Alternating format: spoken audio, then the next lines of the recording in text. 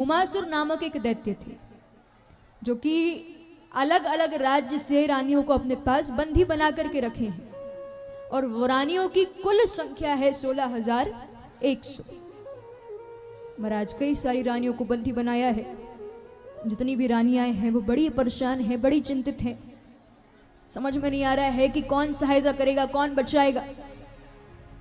तो रानियां सोचती हैं यदि ऐसे में हमारी बात कोई सुन सकते हैं तो केवल कृष्ण। तो जो रानियां हैं वो तुरंत श्री कृष्ण के नाम का स्मरण करने लगी हैं कि श्री कृष्ण आए और हमारी रक्षा करें। अब कुछ समय बाद वो पुकार श्री कृष्ण ने सुन ली। तो श्री कृष्ण नारद जी से कहते हैं कि नारद जी आप जाइए, एक बार जाकर के भूमासुर को समझा दीजिए। यदि भूमासुर मान गए तो ठीक है, नहीं तो फिर अंतिम उपाय तो है ही कि हमें जाकर के उनसे युद्ध करना पड़ेगा। नारद जी कहते हैं ठीक है प्रभु, जैसा आप कहो। अब नारद जी पहुंचे हैं भूमासुर के पास। भूमासुर से कहते हैं कि मुझे श्री कृष्ण ने भेजा है, उन्होंने कहा है कि आप उन रानियों को मुक्त कर दो। यदि आप उन रानियों को मुक्त नहीं करते हो तो श्री कृष्ण को आपसे आकर के युद्ध करना पड़ेगा। तो ये सुनकर के भूमासुर कहते हैं कि मैं कंस का मित्र जरूर हूं, कंस नहीं हूं। जाकर के उस कन्हैया से कह देना कि मुझे कंस समझने की गलती ना करे। मैं डरता नहीं हूं कोई कन्हैया से तुम्हारे। नारद जी कहते हैं यदि इतना ही घमंड है कोई बात नहीं, हम जाकर के प्रभु से कह देंगे। लेकिन सोच लो, भगवान से युद्ध करना कोई छोटी मोटी बात नहीं है। आप सामने से भगवान को ललकार रहे हो। भूमासुर कहते मैं किसी से नहीं डरता। अब नारद जी पहुंचे हैं श्री कृष्ण के पास। जाकर के पूरा घटनाक्रम सुना दिया है। कहते हैं कि भूमासुर को तो अपने आप में बड़ा घमंड है। उन्होंने ये कहा है कि मुझे आप कंस समझने की गलती मत करो। कंस का मित्र जरूर हूं पर कंस नहीं हूं। अब पूरा घटनाक्रम सुनाया है, क्या क्या भूमासुर ने कहा। भगवान कहते हैं जब इतना ही घमंड है तो घमंड तोड़ना भी जरूरी है, जाकर के समझाना भी जरूरी है। अब भूमासुर इतना तो जानते हैं कि श्री कृष्ण को ललकारा है तो श्री कृष्ण चुप नहीं बैठेंगे, आएंगे जरूर युद्ध करने के लिए। तो भूमासुर ने पहले से तैयारियां कर ली हैं, चारों तरफ से अपनी राजधानी को घेर लिया है। अब महाराज श्री कृष्ण पहुंचते हैं भूमासुर से युद्ध करने के लिए। जैसे युद्ध करने के लिए पहुंचे, देखा कि चारों तरफ कड़ी सुरक्षा है, चारों तरफ राक्षस लगे हुए हैं।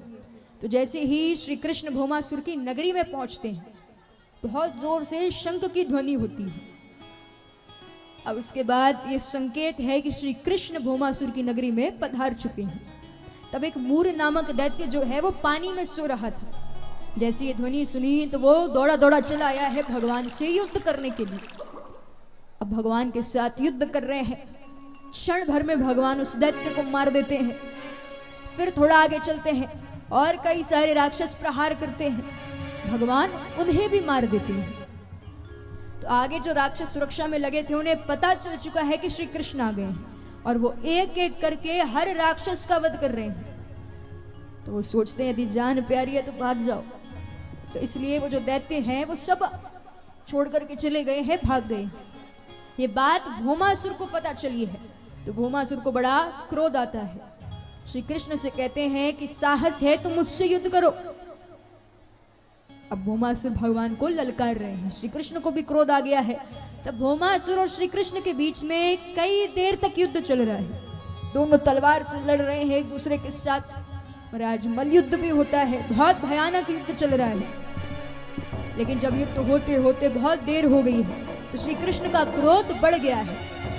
तो श्री कृष्ण क्रोध में आकर के भूमासुर का सर धड़ से अलग कर देते हैं। जैसे ही सर धड़ से अलग हुआ तो वो पृथ्वी पर गिरता है और भूमासुर है पृथ्वी पुत्र।